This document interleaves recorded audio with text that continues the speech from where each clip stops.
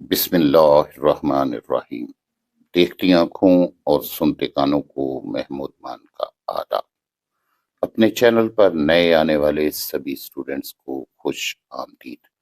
अपनी इस वीडियो में हम फर्स्ट ईयर की उर्दू के हिस्सा गजल में से मीर तकी मीर की पहली गजल और मीर तकी मीर का तारुफ पढ़ेंगे। अजीज तुलबा, मीर तकी मीर का असल नाम मोहम्मद तकी और मीर तखल्लुस था। 1723 ईस्वी में आगरा में पैदा हुए। आबा व अजदाद का तल्लक हजाज मुकद्दस से था।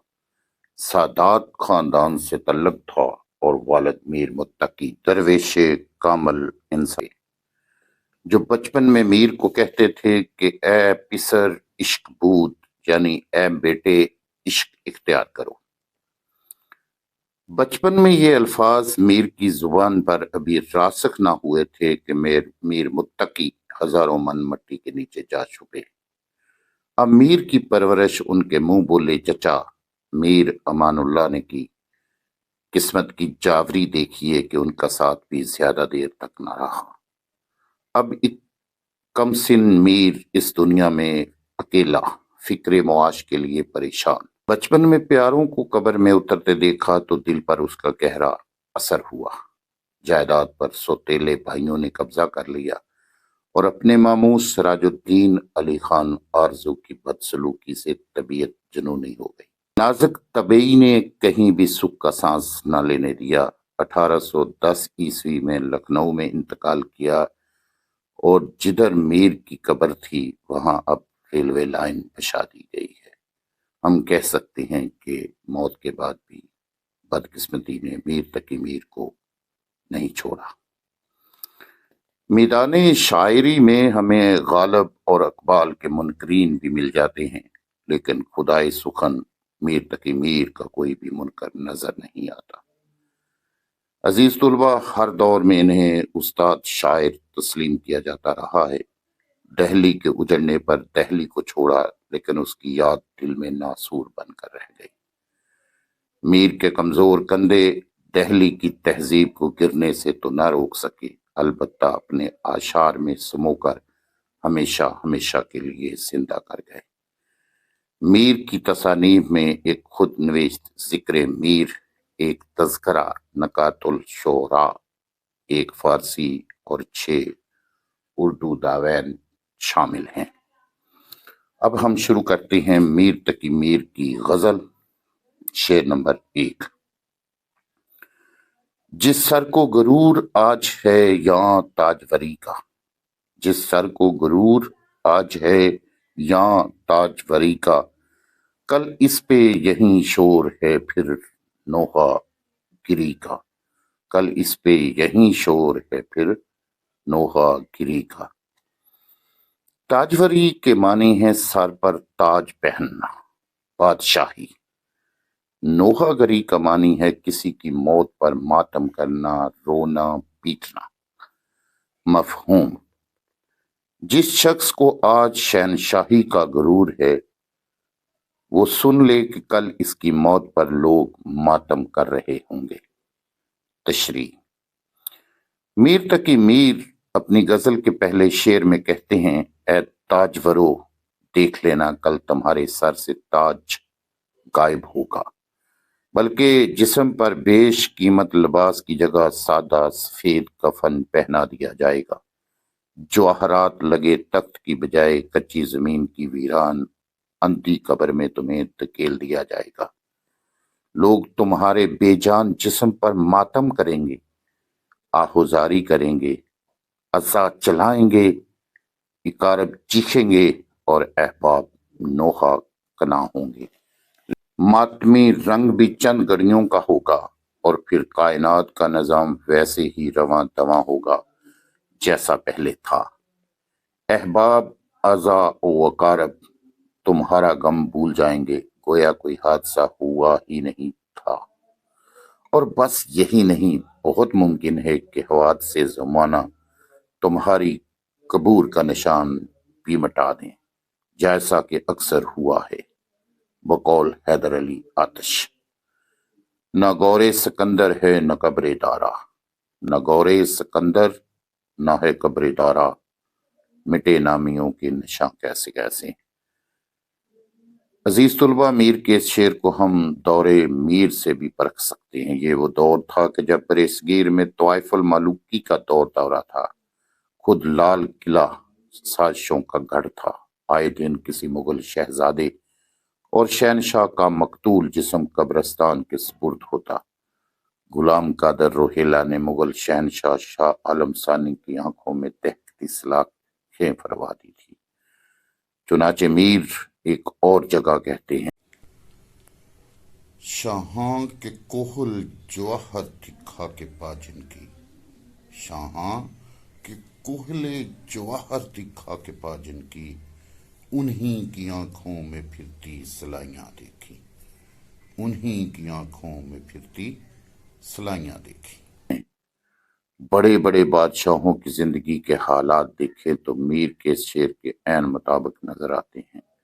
عظیم افواج، بے شمار خزانوں اور اقتدار کے مالک بادشاہوں کا انجام نوحہ گری سے عبارت ہے۔ مغلیہ خاندان کے آخری بادشاہ بہادر شاہ ظفر کا انجام بھی میر کے اس شعر کی تفسیر نظر آتا ہے۔ آخری مغل تاجدار بہادر شاہ ظفر کو جلا وطن کر کے برما بیچ دیا گیا، جس کا موجودہ نام مائمار ہے، اور شاہی خاندان کے ساتھ جو بیتی وہ ناقابل بیاں ہے۔ غدر کے بعد یہ لوگ خفیہ طور پر قلعے سے بھاگ نکلے، لیکن حد تو یہ ہے کہ ہندوؤں کے علاوہ مسلمانوں نے بھی ان کی مخبری کی۔ کئی روز یہ بھوکے رہتے، لوگ انہیں بھیک بھی نہ دیتے۔ الغرض انگریزوں نے خاندان مغلیہ کی بربادی میں کسر نہ چھوڑی۔ مغل شہزادے نیزے میں پرو کر لال قلعے کے صدر دروازے پر لٹکائے گئے۔ شاہی خاندان کے کئی افراد کو گھوڑوں کے ٹاپوں تلے روندا گیا۔ اس طرح مغل اعظم شہنشاہ جلال الدین اکبر جو کہتا تھا کہ ہندوستان ایک مسکین کتے کی طرح میرے پاؤں کے تلوے چاٹ رہا ہے، چشم فلک دیکھیے کہ خاندان تیموریہ کو کبھی زوال نہیں کا نسلی غرور خاک میں مل گیا۔ شعر نمبر 2۔ آفاق کی منزل سے گیا کون سلامت، آفاق کی منزل سے گیا کون سلامت، اسباب لٹا راہ میں یا ہر سفری کا۔ آفاق دنیا، کائنات، منزل ٹھہرنے کی جگہ یا مقام، سلامت کے معنی ہے محفوظ، اسباب ساز و سامان، سفری مسافر۔ مفہوم: دنیا میں ہر مسافر کا اسباب راستے ہی میں لٹ جاتا ہے، گویا کوئی بھی اس دنیا سے سلامت نہ جا سکا۔ تشریح طلب شعر میں میر تقی میر نے دنیا کی بے ثباتی اور ناپائیداری کا تذکرہ کیا ہے۔ انسانوں کو انہوں نے مسافر قرار دیا ہے اور اس دنیا کو ایک رہ گزر کہا ہے۔ شاعر کہتا ہے کہ یہ ایک ایسی رہ گزر ہے جہاں سے کوئی بھی مسافر سلامت نہ گزر سکا۔ ایک شخص کو اس دنیا نے اپنی آغوش یعنی قبر میں لے لیا اور اس کا اسباب ہتھیا لیا۔ جو شخص بھی اس دنیا میں آتا ہے اس وقت معصوم اور گناہوں سے پاک ہوتا ہے۔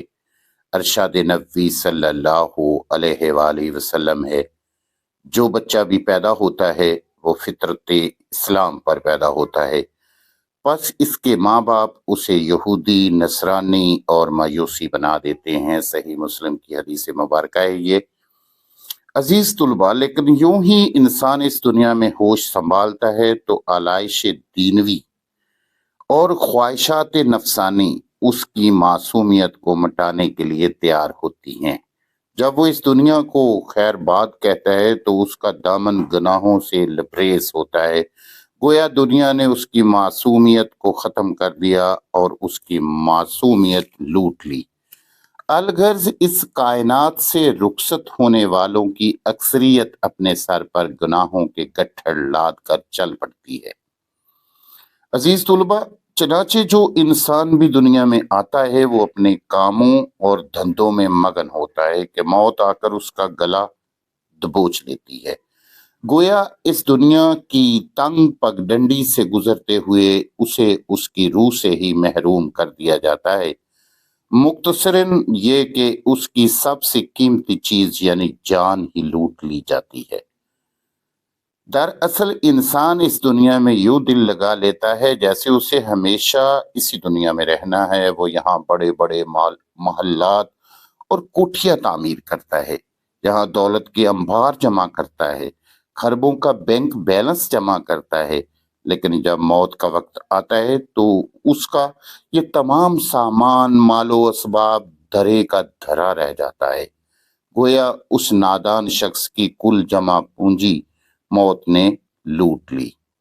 دیکھیں، سکندر اعظم دنیا کا فاتح تھا، یورپ میں پیدا ہوا، یورپ تسخیر کرتے ہوئے افریقہ پہنچا، افریقہ کی تسخیر کے بعد ایشیا کا رخ کیا، دریائے بیاس کے کنارے اس کی حالت غیر ہو گئی۔ چنانچہ مرتے وقت یہ وصیت کرتا ہے کہ مرنے کے بعد میرے ہاتھ کفن سے باہر نکال دینا، دنیا دیکھے کہ سکندر خالی ہاتھ چلا گیا۔ اس کا تو بقول اسد بھوپالی یہ حال تھا، جائے گا جب جہاں سے کچھ بھی نہ پاس ہوگا، 2 گز کفن کا ٹکڑا تیرا لباس ہوگا۔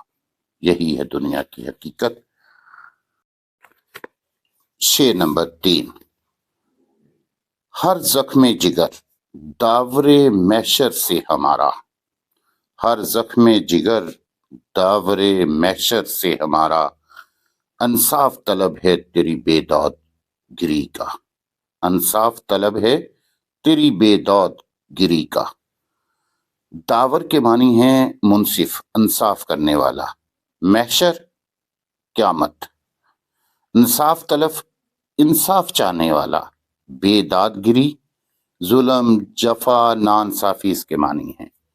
مفہوم: اے محبوب، ہمارے قلب و جگر پر لگا ہوا ہر زخم روز قیامت اللہ تعالیٰ سے تیرے ظلم و ستم کے خلاف انصاف مانگے گا۔ تشریح: ہماری اردو کی روایتی اور کلاسیکی شاعری میں عاشق مظلومیت کا پیکر بن کر سامنے آیا ہے، جبکہ محبوب ظلم و ستم کے پہاڑ توڑتا دکھائی دیتا ہے۔ عاشق مظلومیت کا ایک ایسا پیکر دکھائی دیتا ہے جس پر ہر طرف سے ظلم و ستم ہوتے ہیں۔ گویا راہ عشق میں عاشق کو اس قدر مصائب اور پریشانیوں کا سامنا کرنا پڑتا ہے کہ بقول جگر مراد آبادی، یہ عشق نہیں آساں، یہ عشق نہیں آساں، بس اتنا سمجھ لیجئے ایک آگ کا دریا ہے اور ڈوب کے جانا ہے۔ ان تمام مشکلات اور مصائب کے باوصف جن سے ایک سچے عاشق کو واسطہ پڑتا ہے، وہ ان تمام مصائب کو صبر اور خندہ پیشانی سے برداشت کرتا ہے۔ عزیز طلبہ، یہ سوچتے ہوئے کہ آخر ایک دن محبوب اس سے خندہ پیشانی سے پیش آئے گا، یہ سوچتے ہوئے کہ مصائب کا سامنا ہے، تو کیا ہوا کہ راہ عشق ہمیشہ سے ہی دشوار گزار رہا ہے۔ عشق کے راستے پر جگہ جگہ آگ کے الاؤ انسان کا استقبال کرتے دکھائی دیتے ہیں، اور اس منزل کے راہی کو خون کے گھونٹ پینے پڑتے ہیں۔ یہی تو ہے عشق۔ بقول احسان دانش، زخم پہ زخم کھا کے جی، زخم پہ زخم کھا کے جی، اپنے لہو کے گھونٹ پی، آہ نہ کر لبوں کو سی، عشق ہے دل لگی نہیں۔ لیکن ان تمام پریشانیوں کے باوجود عاشق صبر کرتا ہے۔ وہ محبوب سے اس کے جور و ستم کی بہت کم شکایت کرتا ہے۔ میر تقی میر نے یہی کیفیت شعر میں قلم بند کی ہے کہ اے محبوب، میں نے تمہارے سب ظلم و ستم خندہ پیشانی سے سہے، ایک ایک ظلم ہنس کر برداشت کیا اور آئندہ بھی برداشت کروں گا، لیکن عنقریب 4 دن کی فانی زندگی کے بعد عدالت قائم ہونے والی ہے، جس کا منصف خود اللہ تعالیٰ ہوگا۔ یہ ایسا دن ہوگا کہ جب ہر ذی روح کو انصاف ملے گا۔ چنانچہ میر کہتے ہیں کہ اے محبوب، دنیا میں نے تیرے خلاف شکوہ نہیں کیا، لیکن روز محشر میرا ایک ایک عضو، میرا ایک ایک زخم تمہارے مظالم کے خلاف فریاد کرے گا۔ اگرچہ میں اس روز بھی چپ رہوں گا، لیکن آزاد تو تمہارے خلاف بولیں گے۔ دراصل میر نے محبوب کو اس خوبصورت انداز میں وفاداری کی نصیحت کی ہے کہ نہ تو یہ شکایت کے زمرے میں آئے، نہ عاشق کی بے صبری میں، بلکہ خود محبوب کے فائدے میں شمار ہو۔ چنانچہ وہ کہتے ہیں کہ اے محبوب، اپنے رویے پر نظر ثانی کرو، اس میں تمہارا ہی فائدہ ہے، ورنہ روز حشر تمہیں حساب دینا ہوگا جو بڑا ہی کٹھن ہے۔ شعر نمبر 4۔ لے سانس بھی آہستہ کہ نازک ہے بہت کام، لے سانس بھی آہستہ کہ نازک ہے بہت کام، آفاق کی اس کار گہے شیشہ گری کا۔ آفاق کے معنی ہے افق کی جمع ہے، کائنات یا دنیا مراد ہے اس سے، اور کارخانہ۔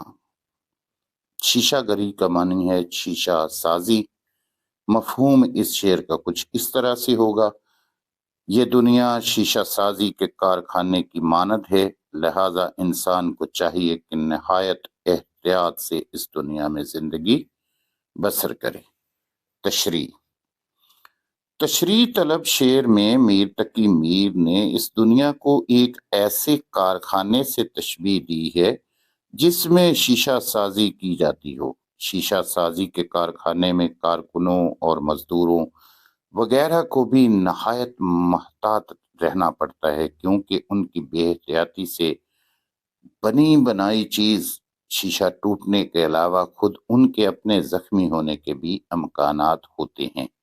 گویا اس کارخانے میں معمولی سی بے احتیاطی دوہرے نقصان کو جنم دے سکتی ہے۔ تشریح طلب شعر میں میر انسان سے مخاطب ہیں کہ تمہیں یہاں نہایت احتیاط سے رہنا چاہیے، کیونکہ یہ دنیا بالکل شیشہ سازی کے کارخانے کی مانند ہے۔ بقول میر تقی میر، ہر دم قدم کو اپنے رکھ احتیاط سے جاں، ہر دم قدم کو اپنے رکھ احتیاط سے جاں، یہ کارگاہ ساری دکان شیشہ گر ہے۔ انسان اشرف المخلوقات اور اللہ تعالیٰ کا نائب ہے۔ بروز قیامت صرف انسان ہی اپنے اعمال کا جواب دہ ہوگا، کیونکہ عالم ارواح میں انسان نے جواب دہی کی ذمہ داری لی ہے۔ اسی حقیقت کی طرف قرآن پاک کی سورہ احزاب آیت نمبر 72 میں اشارہ کیا گیا ہے۔